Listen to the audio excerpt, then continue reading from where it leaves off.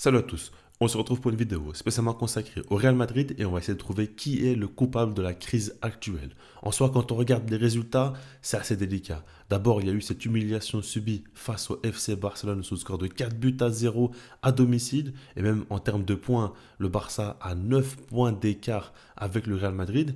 Et puis quand on se concentre sur la Ligue des Champions, la compétition reine du club madrilène, eh ben là, c'est très délicat aussi parce que en 4 matchs, il y a eu 2 défaites subies, dont une face au LOSC et une face au Milan AC, d'ailleurs encore une fois à domicile. Et même sur les 2 victoires, déjà face à Stuttgart, on a vu dans le jeu une grosse domination des Allemands. Et puis face à Dortmund aussi, on a vu encore une fois des périodes de domination avec une première mi-temps notamment très largement emportée.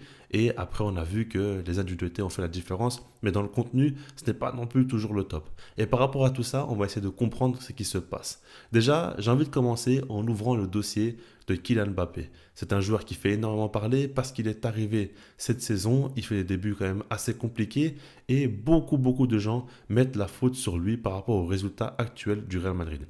Pour moi, évidemment, ce n'est pas lui le coupable parce qu'il vient à peine d'arriver. Certes, ce qu'il fait jusqu'à présent, pour moi, c'est quand même assez décevant en termes de buts inscrits et puis surtout par rapport au contenu proposé dans les matchs. On voit quand même très peu Mbappé. On sait que le poste de numéro 9 ne le correspond pas forcément. Et puis on voit que en dehors de ses buts, il n'apporte pas grand-chose. Ça, c'est un véritable problème. Maintenant, dire que tous les problèmes sont liés à ce joueur-là, ce serait beaucoup trop exagérer la chose. Pour moi, il y a d'autres points très importants à prendre en compte. Et évidemment que le coupable principal est Carlo Ancelotti, le coach de l'équipe, parce que quand on regarde en soi, il a fait pas mal de grosses erreurs cette saison.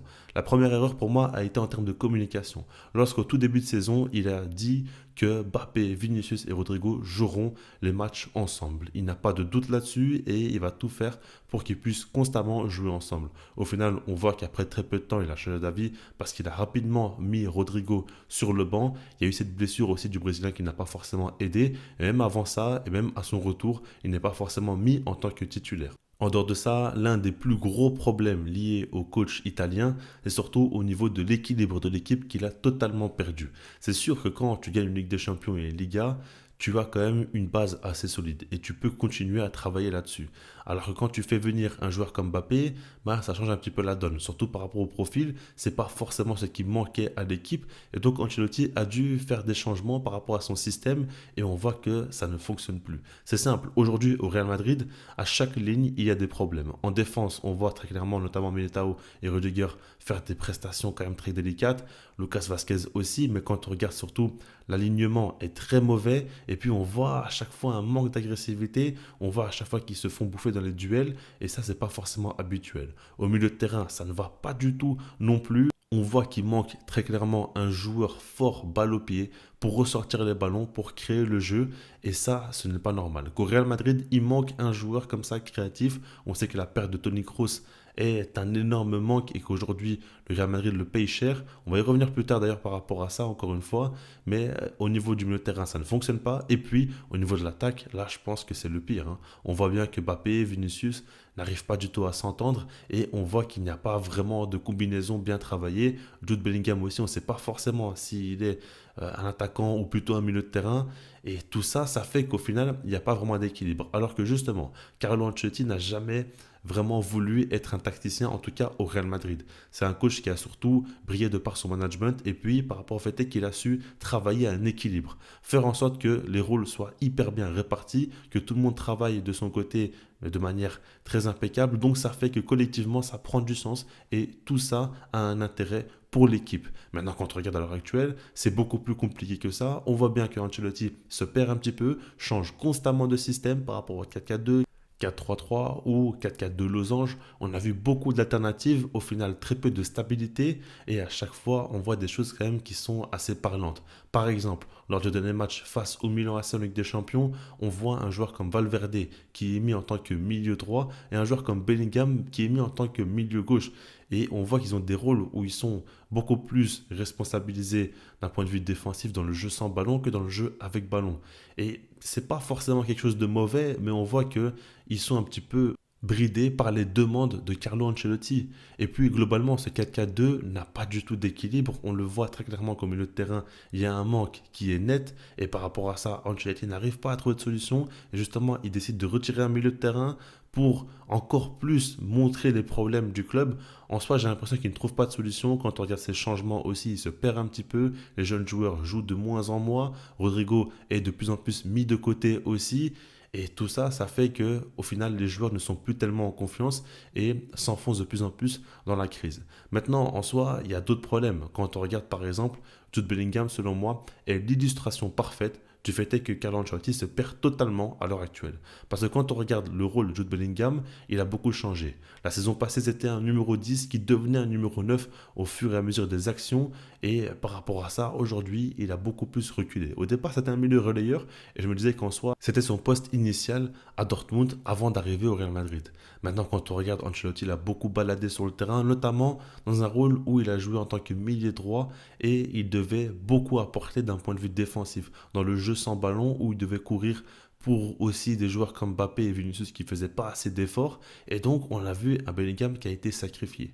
Un Bellingham qui a dû faire beaucoup d'efforts sans ballon et qui n'a pas encore marqué. Le moindre but cette saison, c'est très parlant et on voit qu'il est hyper frustré par rapport à ça. Parce qu'il ne brille plus du tout de par ses qualités, il doit simplement travailler pour l'équipe. Et ça, c'est quand même un problème quand tu as l'un des meilleurs joueurs au monde. Quand tu as Jude Bellingham qui a été le troisième joueur nommé au Ballon d'Or. Il a fini top 3, il a été sur le podium et tu lui demandes de faire uniquement du travail défensif et puis de devoir énormément courir sur le terrain. En soi, ça, ce n'est pas normal. On a l'impression qu'Ancelotti veut à tout prix retrouver une équipe défensive, quitte à avoir une équipe qui ne joue plus vraiment un football offensif, alors que sur le terrain, quand tu as des Vinicius, Rodrigo, Mbappé, Jude Bellingham, qui en Europe, sur le papier, a quelque chose d'équivalent. En soi, c'est compliqué à trouver. Et pourtant, sur le terrain, on voit tout sauf une attaque très dangereuse. Quelquefois, Vinicius va pouvoir faire des folies et faire de grosses différences individuelles, ok, mais globalement, on devrait avoir une attaque beaucoup plus dangereuse que cela. Maintenant, selon moi, Ancelotti n'est pas non plus le seul responsable.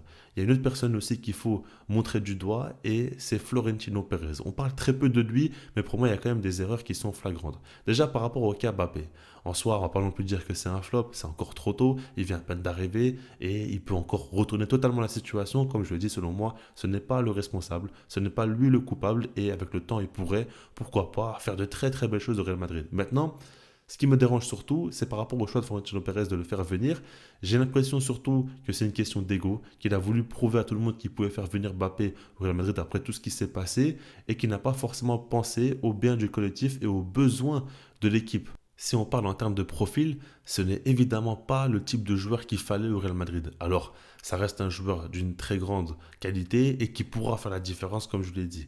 Maintenant, quand on regarde en soi, il y avait peut-être d'autres priorités et c'est la question à laquelle je me pose et on verra avec le temps s'il a eu raison ou non. Mais pour l'instant, c'est un choix quand même assez douteux et qui a cassé l'équilibre d'une équipe qui voulait gagner la Ligue des Champions et une Liga qui faisait une grosse saison et qui n'avait pas besoin d'un tel changement comme ça. Et puis par la suite, surtout pour moi, sa plus grosse erreur, c'est le fait de ne pas avoir remplacé Toni Kroos. Une légende du club qui est parti, un joueur fondamental au milieu de terrain qui a apporté beaucoup de plus-value technique. Et quand on regarde aujourd'hui, il n'y a absolument pas d'équivalent à ce joueur-là dans l'effectif madrilène. Par exemple, Luka Modric a tout de même 39 ans. C'est un super joueur de football. Maintenant, est-ce qu'il a encore, on va dire, les capacités physiques pour faire une grande saison ou en tout cas jouer un rôle important? Ça, je ne le pense pas forcément. Et puis, un joueur comme Tchouaméni, par exemple, manque cruellement de qualité technique pour jouer au Real Madrid. Ça, pour moi, c'est évident. Mais après, quand on regarde Camavinga, c'est un super joueur, mais ce n'est pas du tout le même type de profil que Toni Kroos. Il faut un organisateur au milieu de terrain aussi pour servir les attaquants et pour les mettre dans les meilleures conditions. Si tu as de telles qualités en attaque au niveau de tes individualités, il te faut aussi un peu plus de qualité au milieu de terrain pour qu'ils arrivent à distiller de bons ballons et pour les sublimer. Et là, ce n'est pas le cas. Donc par rapport à ça, il y a une grosse erreur qui a été faite. Et donc à ce moment-là, la planification sportive aussi n'est pas idéale pour Carlo Ancelotti. Ça ne l'aide pas forcément. Alors pour moi, il devrait quand même faire beaucoup mieux que ce qu'il fait, mais il n'a pas été fortement aidé aussi par Florentino Pérez. Pour terminer, j'aimerais dire quand même qu'il faut nuancer les choses et ne pas forcément se dire que tout va mal au Real Madrid et tout va continuer d'aller mal encore très longtemps. On est au mois de novembre et ce qu'il faut se dire, c'est que la réalité du mois de novembre n'est pas celle du mois de juin. Il peut encore se passer beaucoup de choses. Imaginez par exemple que Carlo Ancelotti arrive à trouver un nouveau système qui va beaucoup plus équilibrer l'équipe et puis réussir à trouver des solutions dans le jeu. Et puis même les joueurs aussi, je pense qu'il va falloir qu'ils rehaussent leur niveau, qu'ils soient un peu plus impliqués. Et puis même, la réalité, c'est que Ancelotti pourrait aussi être viré au cours de la saison. On sait comment Florentino Pérez travaille, on sait qu'il n'a pas de pitié à ce niveau-là, peu importe la legacy du coach en question. Et par rapport à ça, imaginez par exemple que Zidane arrive. Zidane pourrait faire beaucoup de bien selon moi parce que c'est un coach qui est très fort en management et je pense que c'est ce qu'il faut aussi, savoir gérer les égos. Et j'ai l'impression qu'Ancelotti est en train de perdre le vestiaire. C'est qu'une impression, peut-être que je me trompe, mais quand je le regarde en soi, on voit que Bellingham est très frustré, on voit que Rodrigo joue très peu, donc je ne pense pas forcément qu'il soit heureux. Et puis Vinicius, par rapport à tout ce qui lui arrive en ce moment avec le ballon d'or, et on voit qu'il est très agacé. C'est un peu compliqué pour lui. Mbappé aussi qui a beaucoup de stress par rapport à son arrivée. C'est assez délicat tout ça. Et je me dis que Zidane pourrait apporter beaucoup d'ordre. Après, selon moi, il faut un coach différent, un qui n'a pas encore forcément connu le Real Madrid, quelqu'un qui va apporter plus dans le jeu. Maintenant, c'est très bien que le Real Madrid, c'est pas forcément un club qui a besoin d'avoir un tacticien. Ils ont surtout besoin d'avoir un coach avec un très fort caractère qui va se faire respecter, qui est bon en management. Et après, par la suite, les individualités vont faire la différence, comme ça a toujours été le cas. Mais en tout cas, peut-être qu'un nouveau coach va apporter un second souffle. Là, j'ai parlé de Zidane, ça peut être un autre, j'en sais rien. Et c'est possible que si ça continue comme ça, si les résultats continuent à décevoir, à ce moment-là, Ancelotti devra partir, en tout cas sera viré tout simplement. Personnellement, je ne suis pas non plus hyper pessimiste envers le Real Madrid. Après, je sais surtout que c'est un club qui nous surprend très souvent. À chaque fois, on a l'impression qu'ils sont dans un moment compliqué ou qu'ils vont perdre un match et puis ils arrivent à nous surprendre. Donc, je sais surtout qu'il ne faut pas non plus trop se positionner par rapport à ce club. À chaque fois que je les ai critiqués et que je ne pensais pas qu'ils allaient réussir à aller au bout, notamment de la Ligue des Champions ou quoi, ils ont su réaliser au final des exploits et fini par le faire. Donc, moi, je ne prends plus vraiment de position négative par rapport à ce club. J'attends de voir la fin de la saison. Mais en tout cas, ce que je veux dire par là, c'est que c'est un club qui a beaucoup de ressources, qui pourra tout simplement trouver des solutions pour ensuite régler leurs problèmes et aller de l'avant. Donc, on va suivre ça de près. Mais en tout cas, ce qui est sûr, c'est qu'à l'heure actuelle, les résultats sont très mauvais, sont très décevants et dans le jeu, c'est inquiétant. Et on a l'impression quand même qu'il y a beaucoup de problèmes. C'est pas simplement un joueur, un coach, non, ça va un peu plus loin que ça, c'est au niveau de la planification sportive, avec un coach qui est totalement perdu, qui perd son vestiaire, et des joueurs aussi qui sont en chute en termes de performance. Je vous laisse là-dessus, puis sinon moi je vous dis peace.